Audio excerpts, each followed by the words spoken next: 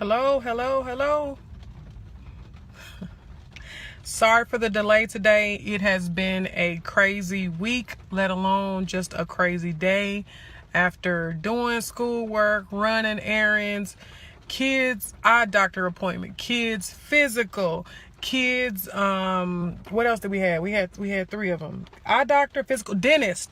After all three of those, and then still going grocery shopping and coming home and trying to get dinner started. I'm sorry for the delay. Hey T. I'm sorry for the delay. But here I am. Today we're going to talk about structure. So a lot of the questions that I get to are about structuring your day, or basically how does your homeschool run? So as far as the time.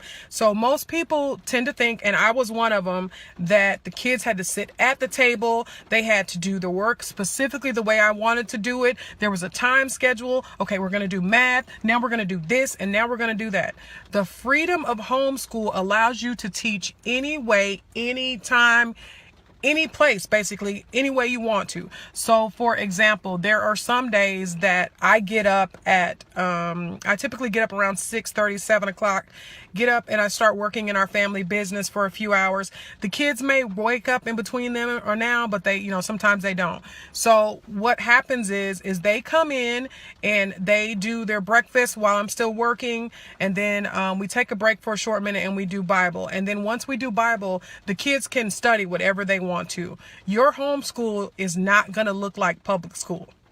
And if that's what you're expecting that to be the way things are, I don't think that's possible. I don't think that's something that's going to be able to happen. So you have to get comfortable and figure out what it is that works best for your kid.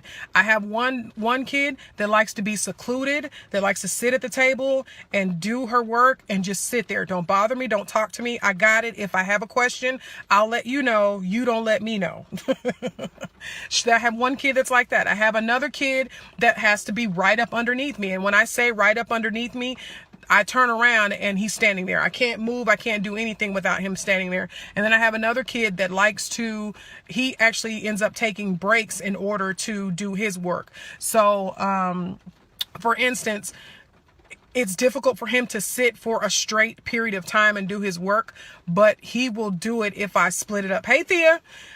He will do it if I split it up. So, for instance, like his math, basically they'd spend anywhere from 30 to 45 minutes on each subject, and I may split it up 15 minutes here or 20 minutes there, and then he can get up and shake it off, walk around, clown, do whatever it is he want to do for about 5 or 10 minutes, and then he comes back and then he finishes his work for another 20 minutes or so.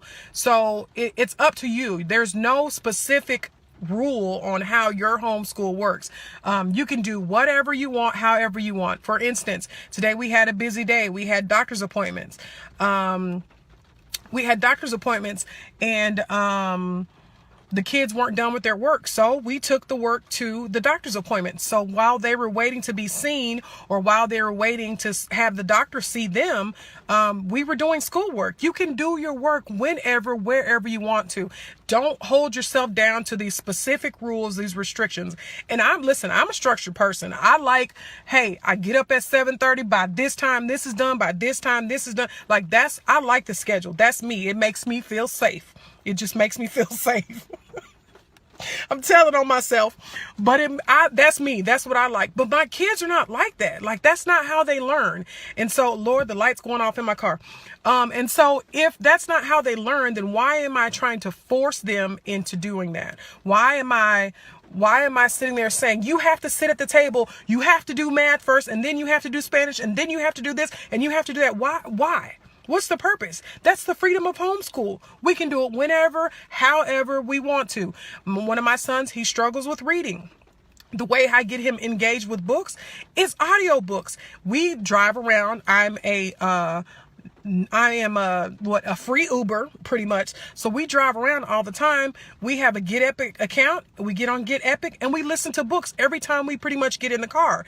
But that keeps him engaged. So he can tell me, ooh, mommy, this happened. Did you hear what happened here? Did you hear what happened here? But if I sit with him in front of him and read, he's lost within 5 or 10 minutes. He's bored.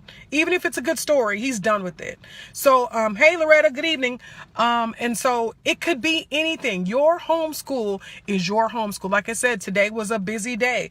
We are just really getting to dinner. Dinner, honestly, is still partially cooking right now. I've got my daughter in there saying, keep an eye out on it. Text me if something happens. I'm sitting in the driveway. And the reason why I'm sitting in the driveway is because I don't have a good signal and my kids are loud always. But that's why I do it this way. But anyway, so let me look at these comments here. Let's see. Thea said, love the lives in the car. That's like the only place I can talk. Girl, the only place I can talk uninterrupted. Everybody has questions. Everybody want to know what's going on. Everybody can't, everybody can't find what they need, what's happening, who did this. Oh, girl, I don't have time. And then it says, let's see, my king is the same way, moving in between word problems. Yeah. And it doesn't bother me. It doesn't bother me if they, I'm trying to catch my radio because it pops on when I turn the car on. There it goes. They can do their work however, as long as they get it done. So if that means they need to take a break for a few minutes to do that, okay, go walk around, go be silly, and then we'll come back to it. Hey, Christy, you have to remember that it doesn't have to be specific. It doesn't have to be the way that we're used to it being. It's your school. You can do it anyway, anywhere, anyhow.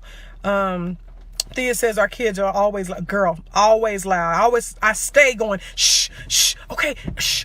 You're loud. That's 90% of the time. Okay, Loretta says, I love the freedom of homeschooling, especially in Texas. My kids do their work on the couch. Texas, listen, I follow some other people that homeschool, and what they have is completely different. We don't have to do all that. Like, we don't have to go through all restrictions. Thank God for that. Christy says, hi, hon, I hide in the garage. The garage is my office. And Christy has all boys, so hers is completely different than mine. Hey, Nakia. And so that's the thing. You got to remember that homeschool is what you make it. So I know that there are some people that actually work a full-time job every day or work in their business during the day, and then they come home and homeschool their kids. Homeschool is what you make. It's what you choose. It's all up to you. Like, you can't hold yourself down. You can't restrict yourself from being free. You can't restrict the kids from being free, because that's what you're teaching them. Free thinking. It doesn't always have to be exactly the same all the time. Christy says John used to do his reading in the tree in the backyard. That sounds cool. But I mean, whatever it is, like I said, I have one. We go to the library, we get a book on Sunday, we get 2 books on Sunday. By Thursday, she's done with them. So we're back in the library. It doesn't matter. You make your school whatever it is, however you want to. Anything. You can do whatever it is that you want to. Thanks, Nakia. So it's just a short video because, like I said, my day is delayed. I'm still in the process of cooking dinner. Still have stuff on the stove. I just have a kid watching it while I'm doing this video, but I didn't want to back out on you guys. I appreciate everybody that joined, watched it. Is going to pass it on. Thank you so much.